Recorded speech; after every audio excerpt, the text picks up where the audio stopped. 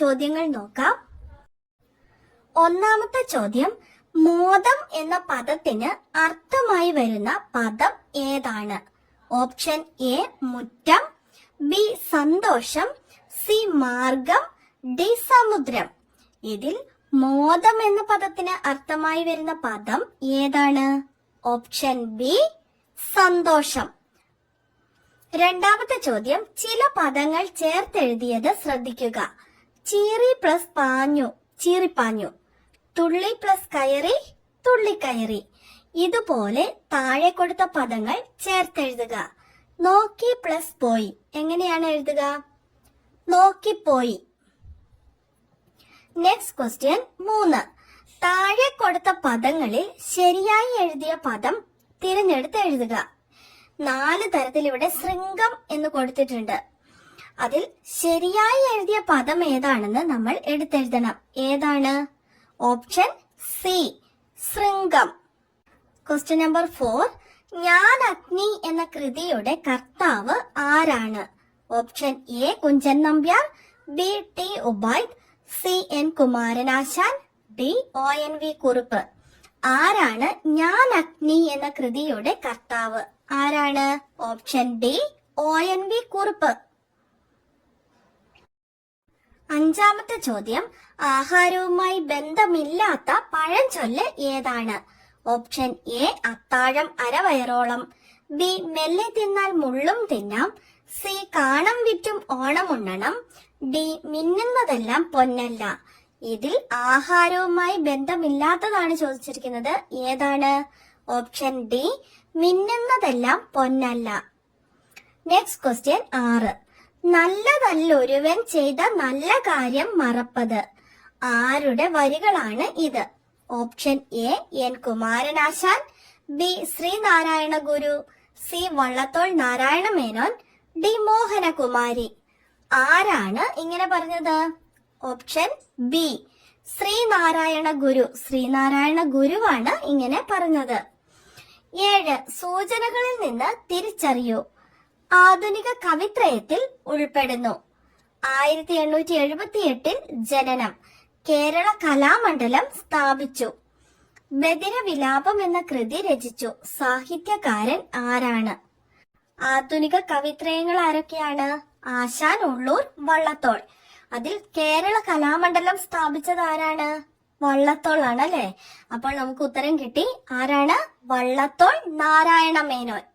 8ാമത്തെ ചോദ്യം, താഴെ കൊടുത്ത പദങ്ങളുടെ കൂട്ടങ്ങളിൽ നിന്നും ശരിയായ അക്ഷരമാലാക്രമത്തിൽ എഴുതിയത് തിരഞ്ഞെടുത്തെഴുതുക. ഓപ്ഷൻ എ ആഗമിക്കുക, തിങ്കൾ, ചാതുര്യം, ജനനി, ബി കരിമുകിൽ, ഗതകാലം, ചാതുര്യം, ദൃഷ്ടാന്തം, സി അതിഥി, തിങ്കൾ, ചാതുര്യം, ജഗത്, ഡി കരിമുകിൽ, ജഗത്, കേഴുക, ആഗമിക്കുക. ശരിയായ അക്ഷരമാല ക്രമത്തിൽ എഴുതിയതാണ് നമ്മൾ തിരഞ്ഞെടുത്ത് എഴുതേണ്ടത്. ഏതാണ്? ഓപ്ഷൻ ബി ആണ് ഉത്തരം. കരിമുകിൽ, ഗതകാലം, ചാതുര്യം, ദൃഷ്ടാന്തം. അതാണ് ശരിയായ അക്ഷരമാല ക്രമത്തിൽ വരുന്നത്. ബാക്കിയുള്ളത് നിങ്ങൾ വായിച്ചു നോക്കുമ്പോൾ തന്നെ നിങ്ങൾക്ക് മനസ്സിലാകും അതൊക്കെ തെറ്റിച്ചാണ് കൊടുത്തിരിക്കുന്നത് അല്ലെ? അടുത്ത ക്വസ്റ്റ്യൻ 9. പഞ്ചവാദ്യങ്ങൾ ഏവ? ഓപ്ഷൻ എ തിമില, ചെണ്ട, മദ്ദളം, ചേങ്ങില, മിഴാവ്, ബി ചെണ്ട, ഇലത്താളം, ഇടയ്ക്ക, മദ്ദളം, കൊമ്പ്, സി മദ്ദളം, ഇടയ്ക്ക, ചേങ്ങില, ഇലത്താളം, കൊമ്പ്, ഡി ഇലത്താളം, ഇടയ്ക്ക, മദ്ദളം, തിമില, കൊമ്പ്. ഇതിൽ ഏതാണ് പഞ്ചവാദ്യങ്ങൾ? ഏതൊക്കെയാണ് പഞ്ചവാദ്യങ്ങൾ? ഓപ്ഷൻ ഡി ഇലത്താളം, ഇടയ്ക്ക, മദ്ദളം, തിമില, കൊമ്പ്. ഇതാണ് പഞ്ചവാദ്യങ്ങൾ. 10ാമത്തെ ചോദ്യം, കൂട്ടത്തിൽ പെടാത്തത് ഏതാണ്? ഓപ്ഷൻ എ പാണി, ബി ബാഹു, സി പാര്, ഡി ഹസ്തം. ഏതാണ് കൂട്ടത്തിൽ പെടാത്തത്? Option C പാര്. ബാക്കിയെല്ലാം എന്താണ്? കൈയുടെ പര്യായ പദങ്ങളാണല്ലേ? പാണി, ബാഹു, ഹസ്തം. പാരോ ഭൂമിയുടെ പര്യായ പദമാണല്ലേ? അപ്പോൾ കൂട്ടത്തിൽ പെടാത്തത് പാരാണ്. അടുത്ത ക്വസ്റ്റ്യൻ 11. ഓണത്തെക്കുറിച്ചുള്ള മനോഹരമായ ഒരു കവിതയാണ് ഇവിടെ നൽകിയിരിക്കുന്നത്. നമുക്ക് വായിച്ചു നോക്കാം. കുട്ടികളെത്തി കുറ്റിക്കാട്ടിൽ പൊട്ടിവിടർന്നു പൊന്നോണം, നടുമുറ്റത്തുള്ളോണത്തപ്പന് അടനേദിച്ചു മുത്തശ്ശി, മിഴിയണ മാതാവേകിയ മഷി കൊണ്ടെഴുതി കറുകപ്പൂ ചൂടി, കാമിനി പെട്ടി തുറന്നിട്ടേകിയ കോടി അലക്കിയ മുണ്ടോടെ വെളിയിലിറങ്ങി നടന്നേൻ പൊന്നിള വെയിലിൽ പൂക്കും മനമോടെ, ആനന്ദിക്കുകയില്ലേ ഇപ്പൊന്നോണക്കാലത്തെല്ലാരും, ഇന്നാണല്ലോ പാതാളം വിട്ടിങ്ങോട്ടെത്തുക മാവേലി. ഇതാണ് നമ്മുടെ കവിത. ഇത് എഴുതിയതാരാണ്? ഒളപ്പമണ്ണ. അവിടെ കൊടുത്തിട്ടുണ്ടല്ലേ. ക്വസ്റ്റ്യൻ നമുക്ക് നോക്കാം. കണ്ണ് എന്ന അർത്ഥത്തിൽ കവിതയിൽ ഉപയോഗിച്ച പദം ഏതാണ്? കണ്ണ് എന്ന അർത്ഥത്തിൽ കവിതയിൽ ഉപയോഗിച്ച പദം ഏതാണ്? മിഴി. മിഴിയണ മാതാവേകിയ മഷി കൊണ്ടെഴുതി എന്ന് നമ്മൾ വായിച്ചായിരുന്നു അല്ലെ. അപ്പോൾ കണ്ണ് എന്ന അർത്ഥത്തിൽ കവിതയിൽ ഉപയോഗിച്ചിരിക്കുന്ന പദമാണ് മിഴി. അടുത്ത ചോദ്യം, മലയാളം പാഠപുസ്തകത്തിലെ ഓമനയുടെ ഓണം എന്ന കവിത എഴുതിയത് ആരാണ്? നിങ്ങൾ പഠിച്ച മലയാളം പാഠപുസ്തകത്തിലെ ഓമനയുടെ ഓണം എന്ന കവിത എഴുതിയത് ആരാണ്? ഏറ്റുമാനൂർ സോമദാസൻ. ഏറ്റുമാനൂർ സോമദാസനാണ് ഓമനയുടെ ഓണം എന്ന കവിത എഴുതിയത്. അടുത്ത ചോദ്യം എന്താണ്? മുകളിലെ കവിതയുടെ ആസ്വാദനക്കുറിപ്പ് എഴുതാനാണ്. ആസ്വാദനക്കുറിപ്പ് എഴുതേണ്ടത് എങ്ങനെയാണെന്ന് നമ്മൾ മോഡൽ ക്വസ്റ്റ്യൻ കഴിഞ്ഞ തവണ ഡിസ്കസ് ചെയ്തപ്പോഴൊക്കെ പറഞ്ഞിട്ടുണ്ട്. അപ്പോൾ അവിടെ മോഡലൊക്കെ നമ്മൾ കൊടുത്തിട്ടുണ്ടായിരുന്നു. എങ്ങനെയാണ് ആസ്വാദനക്കുറിപ്പ് എഴുതുക? ആരാണ് എഴുതിയതെന്ന് എഴുതണം, ആ കവിതയുടെ ആശയം എഴുതണം, നിങ്ങൾക്ക് ഇഷ്ടപ്പെട്ട വരികൾ എഴുതണം, നിങ്ങളുടെ അഭിപ്രായങ്ങളൊക്കെയാണ് എഴുതേണ്ടത്. അപ്പോൾ ഇവിടെ ആരാണ് ഈ കൃതി എഴുതിയിരിക്കുന്നത്? ഓണത്തെക്കുറിച്ചുള്ള മനോഹരമായ ഈ കവിത എഴുതിയിരിക്കുന്നത് കവി ഒളപ്പമണ്ണയാണല്ലേ. അപ്പോൾ അത് എഴുതുക. അതിനുശേഷം ഈ കവിതയുടെ ആശയം എഴുതി കൊടുക്കുക. മാവേലിയെ വരവേൽക്കാൻ ഒരുങ്ങുന്നതാണല്ലേ. അപ്പോൾ അത് എഴുതി കൊടുക്കുക. നിങ്ങൾക്ക് ഇഷ്ടപ്പെട്ട വരികളൊക്കെ എഴുതി കൊടുക്കുക. നമുക്ക് എപ്പോഴും ചോദ്യം കിട്ടുന്നത് വേറെ കവിതയായിരിക്കും അല്ലെ. അതുകൊണ്ട് ഞാനിവിടെ തരുന്നില്ല. നിങ്ങൾക്ക് തരുന്ന കവിത ഏതാണോ അതിന്റെ ആസ്വാദനക്കുറിപ്പ് ഇതുപോലെ വൃത്തിയായി എഴുതി കൊടുക്കുക. ഒരു ചോദ്യം ഉറപ്പായും ആസ്വാദനക്കുറിപ്പ് എഴുതാനുണ്ടാകും. അപ്പോൾ നമുക്ക് അടുത്ത ചോദ്യം എന്താണെന്ന് നോക്കാം. മഹാകവി കുട്ടമത്ത് കാസർഗോഡ് ജില്ലയിലെ കുട്ടമത്ത് ഗ്രാമത്തിൽ 1880 ഒക്ടോബർ 12 ജനിച്ചു. സംസ്കൃത സാഹിത്യത്തിലും വൈദ്യശാസ്ത്രത്തിലും അവഗാഹം നേടി. നീലേശ്വരം രാജാസ് ഹൈസ്കൂളിൽ അധ്യാപകനായിരുന്നു. കേരള ചന്ദ്രികയുടെ പത്രാധിപരായി പ്രവർത്തിച്ചു. 1941 ചിറക്കൽ വലിയ രാജാവ് മഹാകവി സ്ഥാനം നൽകി. കാളിയമർദ്ദനം, അമൃതരശ്മി 10 ഭാഗം, ദേവയാനി ചരിതം, ബാലഗോപാലൻ, നചികേതസ് തുടങ്ങി 30-ൽ പരം കൃതികൾ രചിച്ചു. 1943 ഓഗസ്റ്റ് 7 അന്തരിച്ചു. കവിയുടെ ജീവചരിത്രക്കുറിപ്പ് വായിച്ചല്ലോ. ഇനി താഴെ നൽകിയിരിക്കുന്ന സൂചകങ്ങൾ ഉൾപ്പെടുത്തി നമുക്കിവിടെ തന്നിരിക്കുന്നത് എസ്.കെ. പൊറ്റക്കാട്ടിന്റെ ജീവചരിത്ര കുറിപ്പ് തയ്യാറാക്കാനാണ്. മുഴുവൻ പേര് ശങ്കരൻകുട്ടി കുഞ്ഞിരാമൻ പൊറ്റക്കാട്ട്. ജനനം 1913 കോഴിക്കോട് ജില്ലയിൽ. മരണം 1982. അധ്യാപകൻ, സാഹിത്യകാരൻ, ലോകസഭാംഗം. യാത്രാവിവരണം, നോവൽ, കഥ.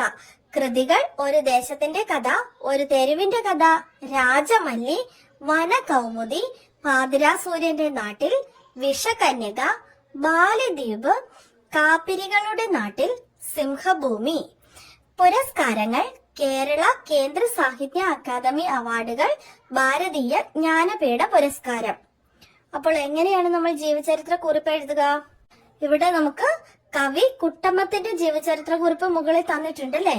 അതുപോലെ നമുക്ക് തന്നിരിക്കുന്ന സൂചനകൾ ഉൾപ്പെടുത്തി നമ്മൾ എസ്.കെ. പൊറ്റക്കാട്ടിന്റെ ജീവചരിത്ര കുറിപ്പ് തയ്യാറാക്കാനാണ്. ഇവിടെ ഒരുപാട് സൂചനകൾ തന്നിട്ടുണ്ട്. നമുക്ക് ഉറപ്പായും ഇത് വളരെ എളുപ്പത്തിൽ എഴുതാൻ പറ്റും. 1913 കോഴിക്കോട് ജില്ലയിലാണ് സഞ്ചാര സാഹിത്യകാരനായ എസ്.കെ. പൊറ്റക്കാട് ജനിച്ചത് അല്ലെ.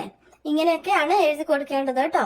അപ്പോൾ നിങ്ങൾക്ക് എസ്.കെ. പൊറ്റക്കാടിന്റെ ജീവചരിത്ര കുറിപ്പ് ആവശ്യമാണെങ്കിൽ നിങ്ങൾ താഴെ കമന്റ് ചെയ്താൽ മതി. ഞാൻ ജീവചരിത്ര കുറിപ്പ് കൊടുക്കുന്നതാണ്.